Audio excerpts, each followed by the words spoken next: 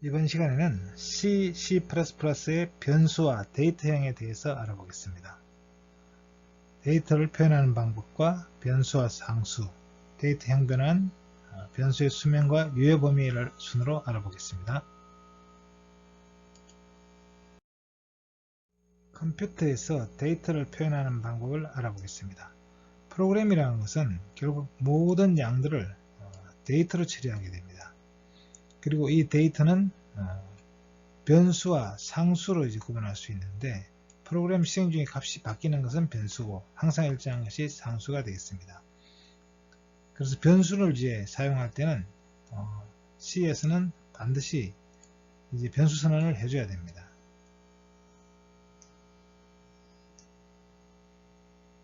자, 여기서 메모리 공간에 이제 우리가 A라는 변수와 sum이라는 변수, code라는 이런 변수가 이제 있다면, 이것을 이제 프로그램에서 어떻게 구현하느냐 하면 이 메인 함수 안에 int a는 10 sum 이렇게 이제 선언함으로써 이제 이 변수가 만들어지게 되겠습니다. 그리고 이것이 이제 메모리 공간에 이 값들이 이제 이 변수들이 놓여 있게 되는 것이죠. 자, 모든 데이터는 이제 형을 갖습니다. 이걸 데이터형이라고 하는데요. 그리고 이 형의 크기에 따라서 할당되는 공간의 크기가 다릅니다.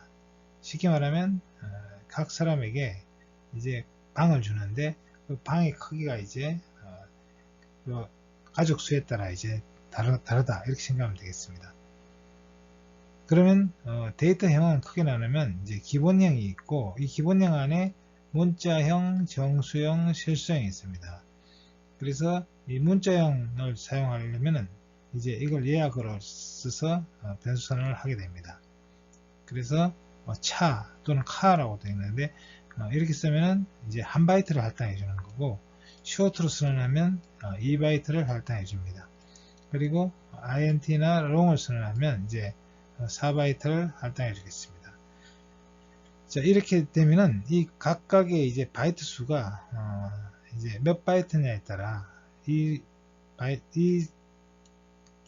것으로 나타낼 수 있는 이 공간을 정수를 담았을 때 담을 수 있는 정수의 크기가 제한이 됩니다.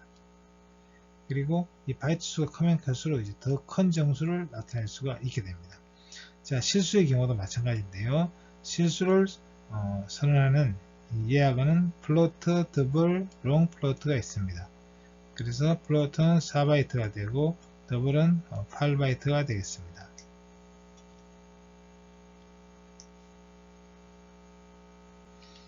자, 이 바이트 수는 이제 컴파일러에 따라 다른데, 이제 이게 16비트 컴파일러냐 또는 32비트냐 64비트냐에 따라 다릅니다. 지금 여기서는 이제 32비트를 기준으로 지금 이 각각의 변수형에 따라 예약어에 따라 이제 차지하는 바이트 수와 그리고 표현 범위를 나타낼 것입니다.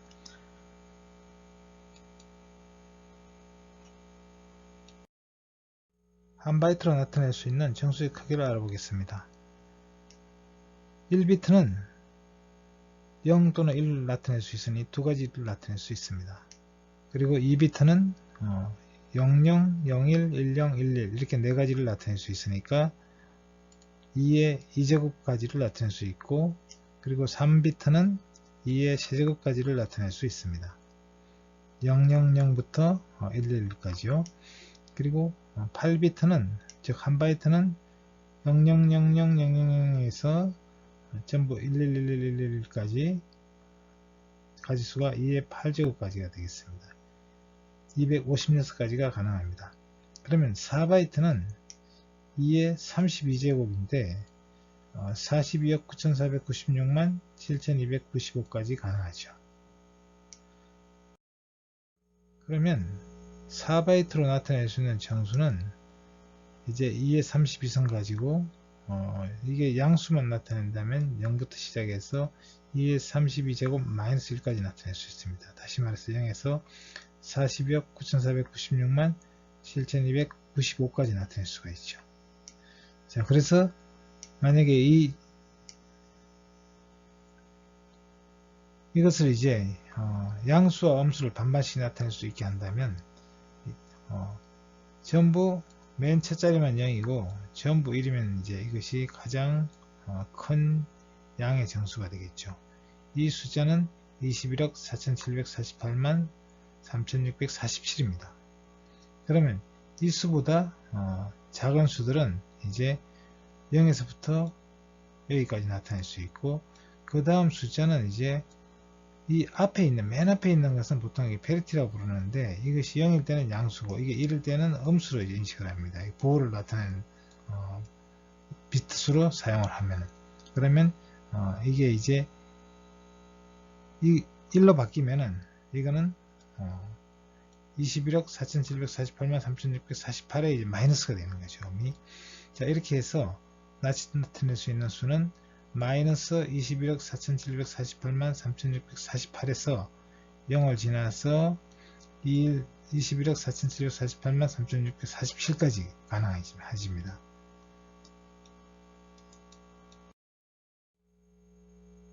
자, 그러면 우리는 이제 int가 4바이트라고 한다면 이것이 부호가 없는 unsigned int의 경우는 0부터 42억 9496만 7295까지 가능하죠.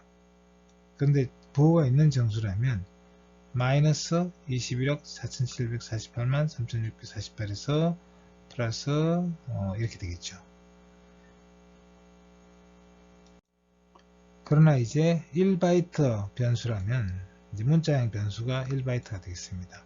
차인데 unsigned 차로 하면 0에서 255까지 가능하고, 부호가 있을 경우에는 마이너스 128에서 127까지 가능합니다.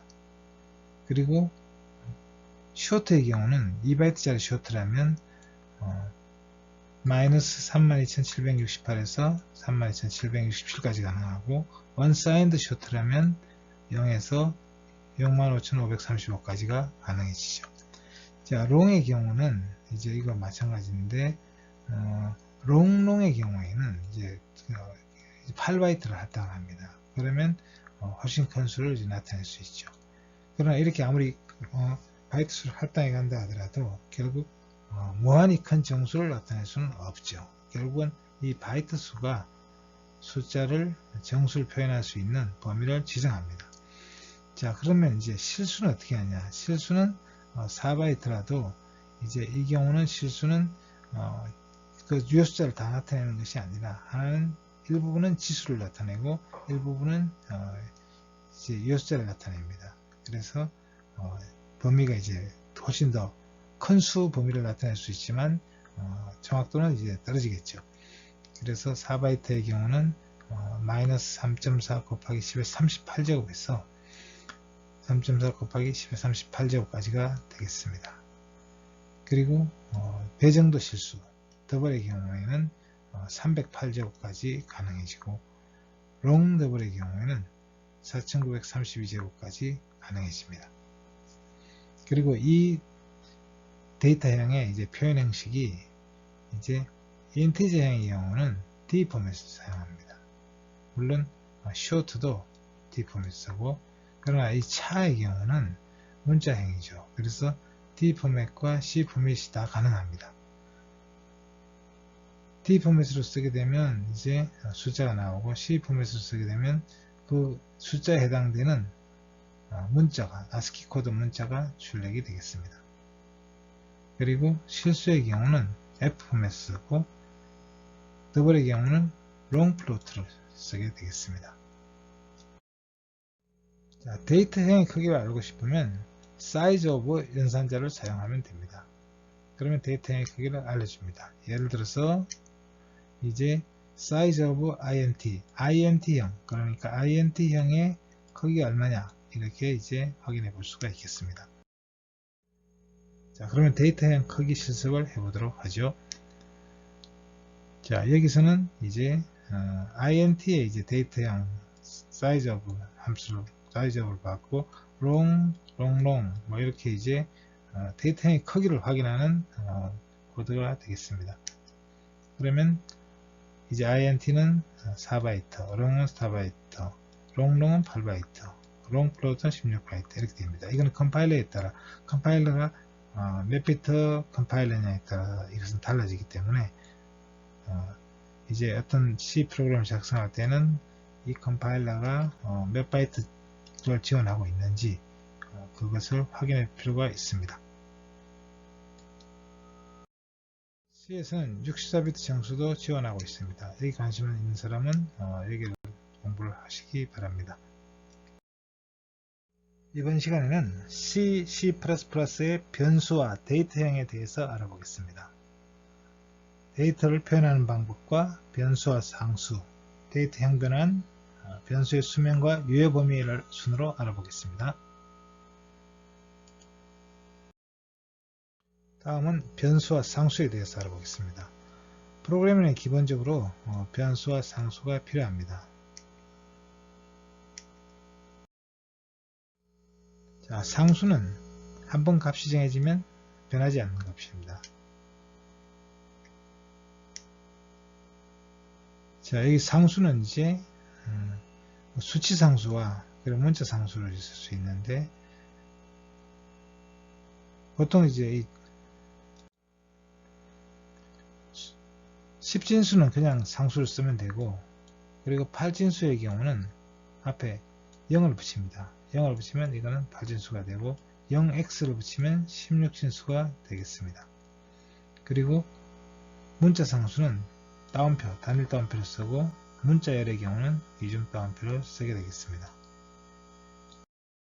자, 수치값 자체를 나타내면 상수가 되는데 우리는 특정한 상수를 이제 변수에 넣어서 사용할 수가 있겠습니다. 상수 변수라고 하죠. 자, 상수 변수를 사용한 예를 보겠습니다. define이라는 이제 선행 처리기를 이용을 해서 선언할 수 있습니다. 또 이제 cost라는 키워드를 이용해서 상수 선언을 할 수 있습니다. 자, 그러면 선행 처리문에서 define pi 3.14 하면 pi 값이 3.14로 상수로 지정이 되는 것입니다. 그리고 int size 100 이렇게 하면 정수변 사이즈 정수변수가 100이 되는데 이 앞에 const를 붙여버리면 이것은 size라는 이 변수는 정수변수인데 이제 상수변수가 되는 거죠. 값이 변하지 않는. 다음 변수에 대해서 알아보겠습니다. 변수는 프로그램에서 어떤 이제 값을 담기 위한 지역장소의 이름이라고 할 수 있습니다. 그리고 이 변수는 값이 계속 바뀔 수가 있습니다.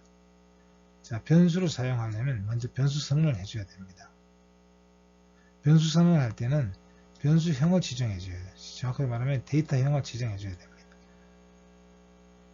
그러면 이 형을 지정함에 따라서 그 상자의 크기가 변수는 하나의 상자라고 할 수 있는데 상자의 크기가 달라지는 것이죠. 예를 들어서 int a, sum a라는 변수와 sum이라는 변수 두 개를 선언했는데요. 정수형입니다. 4바이트짜리 정수로 할당해서 선언한 것이죠. 차 코드는 이제 이건 어떻게 될까요? 코드는 문자형 데이터형이고 그리고 1바이트짜리가 되겠습니다.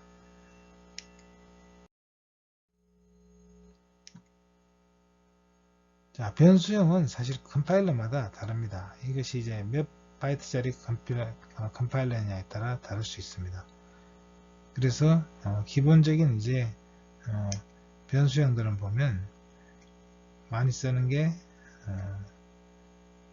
이제 가장 보편적으로 많이 쓰는 int죠. int는 이제 4바이트 쓰고 있습니다만 그리고 이거보다 좀 더 작은 정수를 담을 수 있는 변수가 차가 있습니다. 차는 원래 문자열로 선언되지만 그러나 정수를 담을 수도 있습니다. 실제로 문자가 기억되는 게 아니라 정수 번호, ASCII 번호가 기억되고 그 숫자를 담기 때문에 이 차도 정수를 담을 수가 있는 것입니다. 그런데 1바이트짜리죠. 그리고 bool은 이제 0, 1이라는 값으로 담습니다. 그러니까 1비트짜리가 되겠죠. 가장 작은 크기를 갖는 변수형이 되겠습니다. 그리고 플로트와 더블은 이제 실수를 이제 담을 때 쓰고, 그리고 보이드라고 형이 없는 것도 지원하고 있습니다만 컴파일러에 따라 보이드가 지원되지 않는 컴파일러가 있습니다. 자, 그러면 C++에서는 보통 변수 선언할 때는 이제 C 언어의 경우는 보통 문 선두에서 선언합니다. 그런데 이제 C++에서는 아무데나 이제 선언할 수 있도록 되어 있습니다. 자, 변수가 이제 일단 선언되고 나면 이 변수는 이제 어떤 유효한 범위가 이제 설정이 됩니다. 그리고 그 범위는 이제 만약에 선언된 이 변수가 어떤 블록 안에서 설정된다면 그 선언된 그 블록 내에서만 변수가 유효합니다. 자, 그럼 실제 예를 보겠습니다. 자, 여기서는 이제 int a, b, ab라는 변수를 선언했고요. 그리고 중간에 또 int c 이렇게 선언했죠. 이런 걸 이제 C 언어에서는 맨 선두에서만 이제 선언하는데 C++에서는 아무데나 선언해도 됩니다.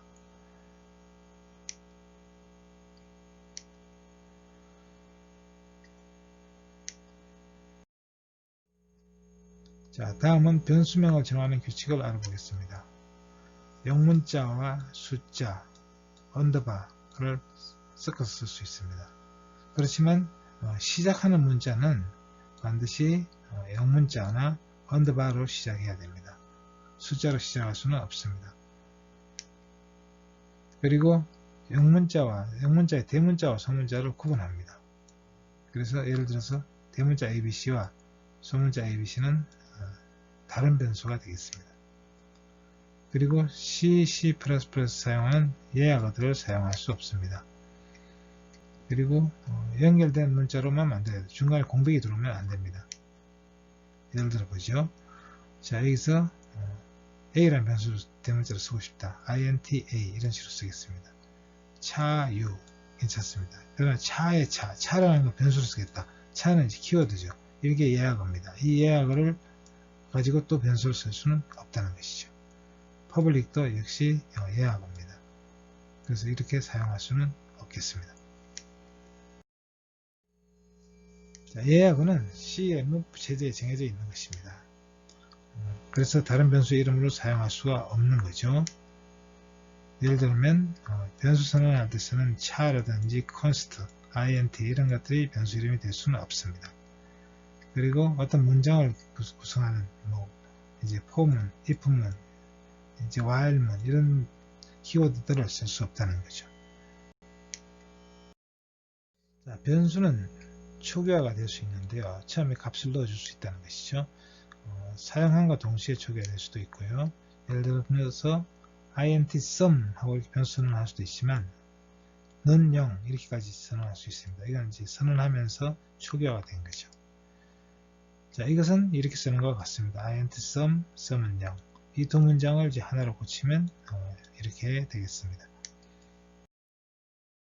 이번 시간에는 C++의 변수와 데이터형에 대해서 알아보겠습니다.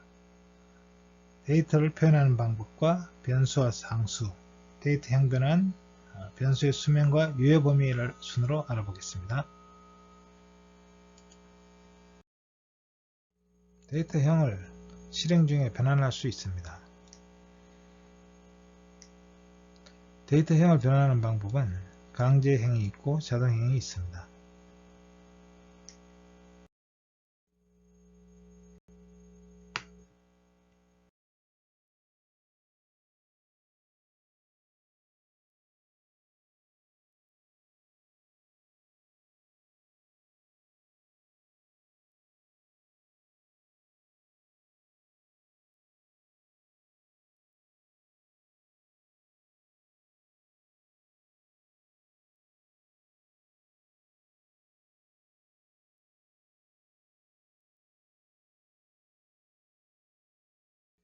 형 변환을 하는 예를 보겠습니다. 강제 형 변환의 예가 되겠습니다. 변환시키고자 하는 변수 앞에다가 형 변환 연산자를 두면 됩니다. 이제 이 행변한 연산자를 캐스팅 연산자라고도 부르는데, 예를 들면 사용하고 있는 이 변수를 이제 데이터형을 바꾸고 싶다. 그러면 데이터형을 쓰고 가로를 치시면 됩니다. 그러면 이 데이터형으로 바뀌게 됩니다. 그럴 때 이것도 하나의 연산자라는 개념으로 C에서 사용하고 있는데요. 이것을 캐스팅 연산자라고 합니다. 예를 들어 보죠. 자, A가 100이고 B가 300인 정수죠. 그리고 C는 플로터입니다. 실수라는 이야기죠. 자, 그러면 이제 이 A는 현재 정수인데 이것을 실수로 바꾸고 싶어요. 그러면 앞에 가로치고 플로트 A라고 합니다. 플로트 A. 그러면 이것은 A는 원래 정수인데 실수형으로 행변환이 되겠습니다. 그리고 B로 나눠주게 되겠습니다. 자, 이렇게 해주는 이유는 뭐냐면 A가 정수일 경우에 이것을 정수로 나누면 A가 만약에 0이면 이제 B 이것은 0이 되고 A가 0이 아니라 할지라도 예를 들면 5를 3으로 나눈다. 3을 5로 나눈다. 그러면 수수는 내려가죠.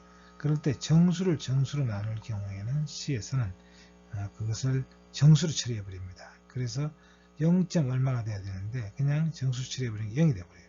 그러니까 우리가 원하는 답이 나오지 않고 실수가 안 나오고 정수로 나와 버린다는 거죠. 그럴 때 행변환을 시켜서 나눠주면 문제가 없습니다. 자, 다음은 자동 행변환을 알아보겠습니다. 강제 행변환 시키지 않아도 컴파일러가 알아서 자동적으로 행변환 시켜주는 그런 경우가 되겠습니다. 문자와 이제 이 정수는 사실은 이제 이 문자형과 정수형은 다른 것인데, 근데 이것을 이제 ASCII 코드 값으로 이제 출력을 해주죠. 자동적으로. 예를 들어 보면 차 A라고 했으니까 A는 문자형 변수입니다. 근데 A에다 65를 넣었어요. 정수를 넣어줬잖아요. 그럴 때 이 A는 자동적으로 이제 행변환을 시키는 것이죠. 자, 그럼 행변환의 예를 보도록 하겠습니다. 자, A가 100이고 B가 300입니다. 그리고 A를 B로 나눴어요. 자, 그럴 때 이게 행변환을 시켜주지 않으면 이 답은 0이 됩니다. 그런데 행변환을 시켰기 때문에 실수값이 나올 수 있습니다. 또 여기서 차 A에서 A는 문자형이죠. 그리고 A를 65를 넣습니다. 그리고 A를 출력을 하니까 이 캐스팅 연산자를 사용하라 해서 강제 행변환을 시키는 예를 해보도록 하겠습니다. 파일에서 새로운 파일을 만들고 여기다가 코드를 입력하겠습니다. 자, 여기서 이제 A라는 변수가 100이고 B는 300입니다. 그래서 A를 B로 나누고 이제 그 C를 이제 보려고 하는데 이때 이제 이 행변환을 했습니다. 자, 행변환을 하지 않았을 경우부터 먼저 한번 해보도록 하겠습니다. 자, 그러면 실행을 해보죠. 자, 저장을 하고 실행을 했더니 결과가 이렇게 나왔습니다. 이 결과는 이제 0이 나왔죠. 그래서 이 값이 지금 현재 여기서 0이 됐습니다. 그래서 자, 이 결과가 이렇게 0이 나왔는데, 자, A를 B로 나눴단 말이에요. A가 100이고 B가 300인데 나누면 3분의 1, 0.3333 이렇게 나와야 되는데 0이 나와버렸어요. 왜 그러냐면 이 A가 정수죠. 그리고 B도 정수입니다. 정수를 정수로 나누면 이 결과는 이 정수로 나오게 되어 있습니다. 그러니까 소수화를 무시해버린 거예요. 그리고 이걸 제대로 나오게 하려면 결국 이 A라는 변수를 행변환을 시켜줘야 됩니다. 실수로. 그래서 실수로 바꿔주는 방법은 캐스팅 연산자를 써서 이것을 플로트로 이렇게 해주면 이제 A가 실수가 됩니다. 그래서 B로 나눠도 정수로 나눠도 실수로 나오게 되어 있죠. 실행을 해보겠습니다.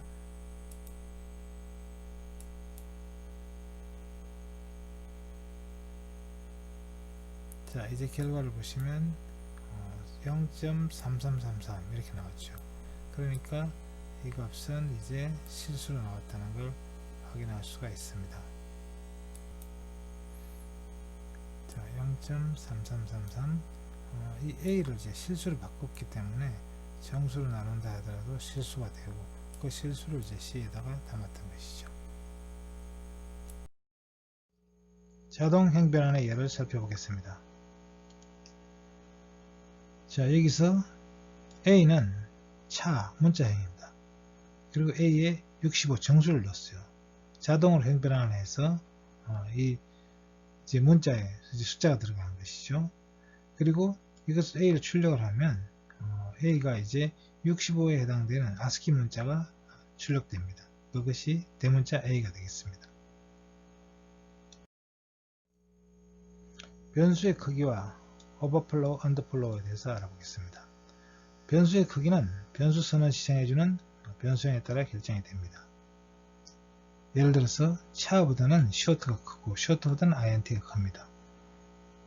자, 오버플로우라는 것은 이제 정해진 크기에서 가장 큰 값을 넘어가는 경우, 그러니까 표시할 수 있는 그 범위를 넘어갈 때 오버플로우가 났다고 합니다.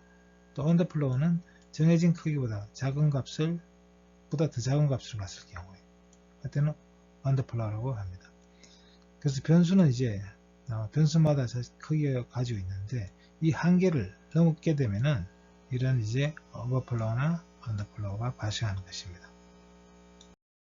변수의 데이터형이 표현 범위를 넘어서서 오버플로우가 나는 경우를 살펴보겠습니다.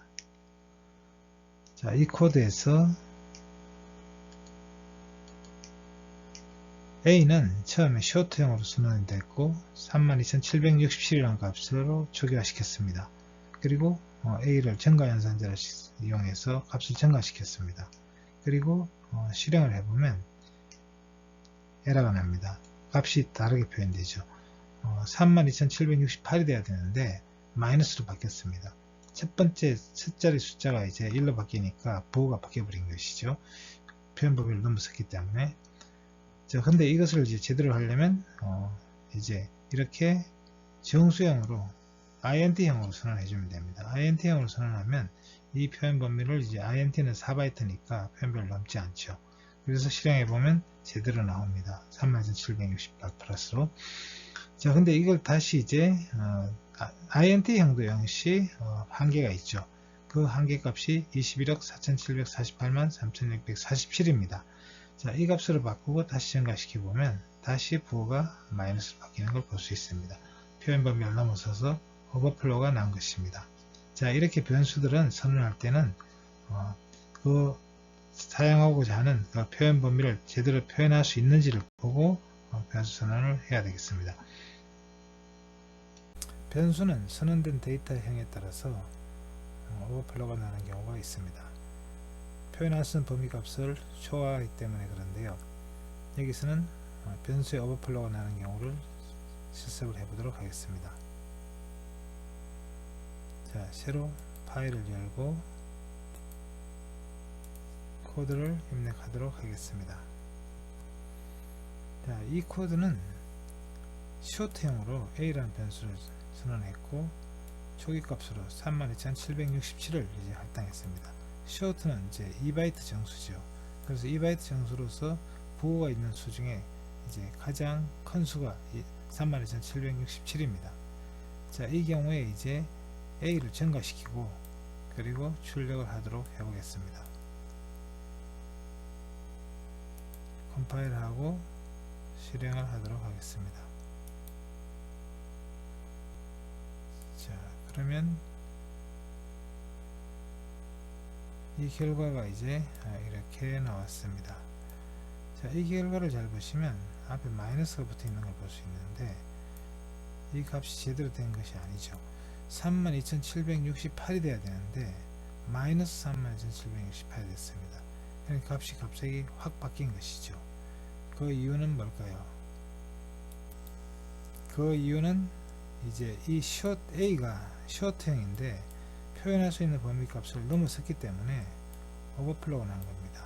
그러니까 사실 이진수로 표현하면 맨 첫 자리가 1로 바뀌어 버렸는데 그래서 보호가 마이너스로 바뀌어버린 것이죠.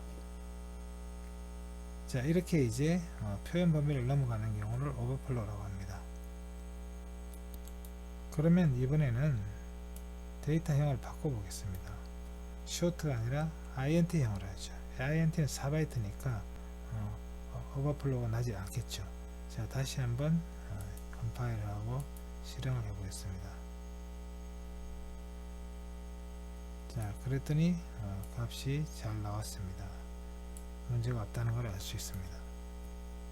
자, 그러면 이제 이렇게 int형도 역시 또 한계가 있으니까 오버플로우가 날 수 있겠죠.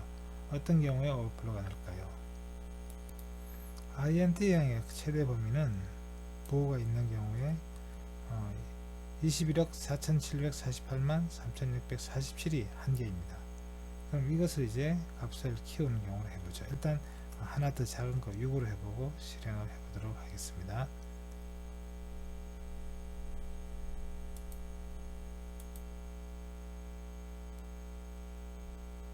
자, 여기서 보시면 이 값이 잘 나왔다는 걸 알 수 있습니다. 21억 4748만 3646에서 3647까지 올라갔죠. 자, 이번에는 숫자 하나 더 키워서 7로 하겠습니다. 그리고 다시 실행을 해보면 자, 이번에는 오류가 난 것을 볼 수 있습니다. 이제 보호가 바뀐 것을 볼 수가 있죠. 그래서 이 경우도 역시 오버플로우가 난다는 걸 확인할 수 있습니다. 그래서 모든 데이터형은 이제 이렇게 어떤 오버플로우 표현의 한계치가 있습니다. 그것을 넘어갈 때 오버플로우가 발생합니다. 그래서 우리가 계산하고자 하는 그런 값 범위 내에서 표현할 수 있는 변수형을 선택해야 되는 것이죠. 데이터형을 선택해서 변수선을 해야 되겠습니다. 이번 시간에는 C, C++의 변수와 데이터형에 대해서 알아보겠습니다. 데이터를 표현하는 방법과 변수와 상수, 데이터형 변환, 변수의 수명과 유효 범위를 순으로 알아보겠습니다. 다음은 변수의 유효 범위에 대해서 알아보겠습니다. 변수는 선언되는 위치에 따라서 지역 변수와 전역 변수로 구분할 수 있습니다.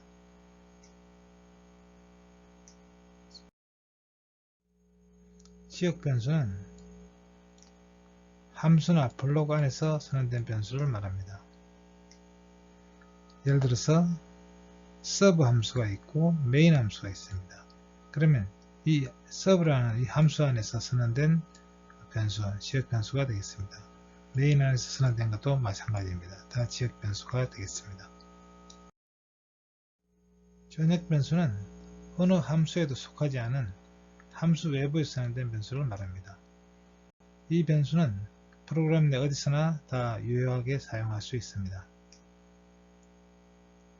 이 코드에서 이 서브가 하나 있고 메인이 있는데 서브 안에서나 메인 안에서 선언된 변수는 지역 변수입니다. 그러나 그 바깥에서 선언된 변수는 전역 변수입니다. 이 변수는 어디서나 사용할 수 있습니다. 전역 변수와 지역 변수를 사용하는 예를 살펴보겠습니다. 자, 여기서 전역 변수 글로벌이 있습니다. 값이 100이고요. 그 다음에 서브라는 함수 안에 지역 변수 로컬이 있고 로컬이 300입니다. 그리고 메인 안에 다시 로컬이 있습니다. 200입니다.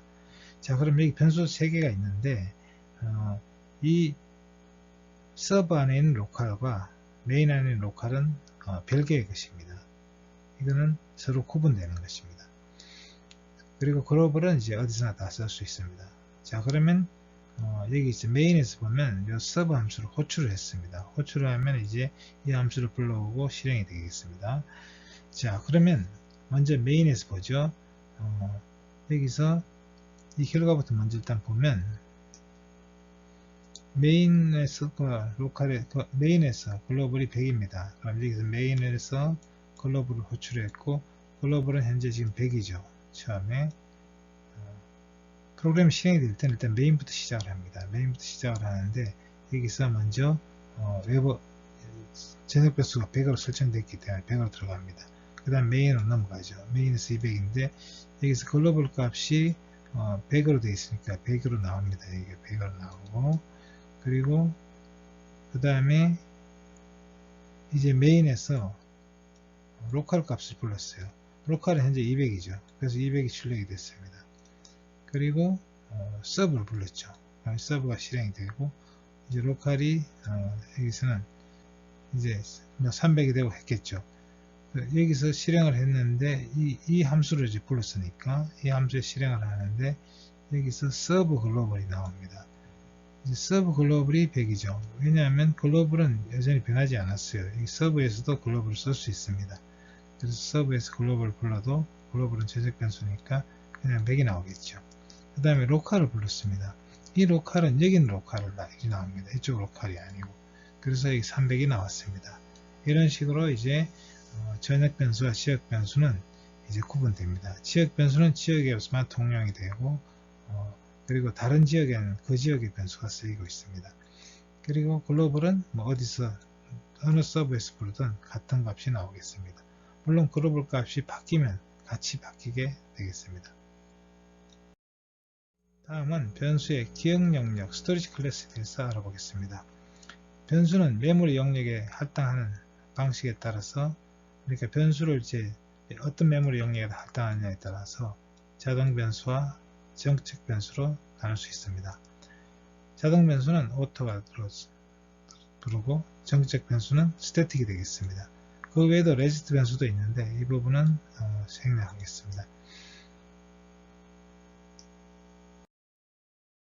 자, 그럼 자동 변수는 선언된 함수 내에서 생성돼서 사용이 끝나면 자동 소멸이 되는 변수가 되겠습니다. 오토라는 키워드로 사용하는데 오토 생략할 수도 있습니다. 자, 그래서 오토, 변수 1, 2 뭐 이렇게 이제 선언하면 되겠습니다. 보통 지역 변수는 기본적으로 자동 변수로 선언되겠습니다. 그래서 함수 내에서 오토란 말을 안 붙여도 그냥 선언해도 이것은 자동 변수가 되겠습니다. 다음은 정책 변수에 대해서 알아보겠습니다. 정책 변수는 선언된 함수가 처음 실행될 때 이제 변수가 만들어지고, 그 다음에는 함수가 아니라 프로그램이 종료될 때까지 그 값이 유지됩니다. 함수가 종료되더라도 그 함수 내에서 값은 계속 유지가 됩니다. 그리고 이제 스태틱 키워드로 선언합니다. 선언할 때 스태틱 키워드 써줘야 되고요. 일단 함수 외부에서 선언되는 이 전역 변수는 값이 이제 어디서나 쓸 수 있죠. 정책 변수입니다. 정책 변수 선언할 때 초기화시키면 처음 한번 생성될 때만 초기화 됩니다. 다시 그 함수를 호출한다 하더라도 거기에 뭐 초기값이 초기화시킨다 하더라도 시키지 않습니다. 한번 초기화 됩니다. 메모리상에 저장되는 공간이 이제 다릅니다. 보통 정책 변수는 정책 데이터 영역에 저장이 되고 이제 자동으로 초기화 됩니다. 그리고 자동 변수는 이제 스택에 저장이 되겠습니다. 자, 예를 들어 정책 변수 선언하는 예를 보면 static, 그러니까 int 앞에다가 다시 static이라는 키워드를 붙여주면 이것은 정책 변수로 선언된다는 뜻이 되겠습니다. 자, 실습을 해보도록 하겠습니다. 자, 기억 영역에서 이제 이 int a10으로 했으니까 이 변수는 메인 함수 밖에 있죠. 그러니까 전역 변수가 되겠습니다. 그리고 전역 변수 밖에서는 이 변수들은 이제 이 함수가 끝날 때, 프로그램이 끝날 때까지 계속 유지가 됩니다. 그래서 이것은 정책 변수입니다. 그리고 함수 안에서 선언되는 이 변수는 앞에 오토라고 쓰지는 않았지만 이 변수는 자동 변수입니다. 그리고 메인 안에서만 통하기 때문에 지역 변수가 되겠습니다.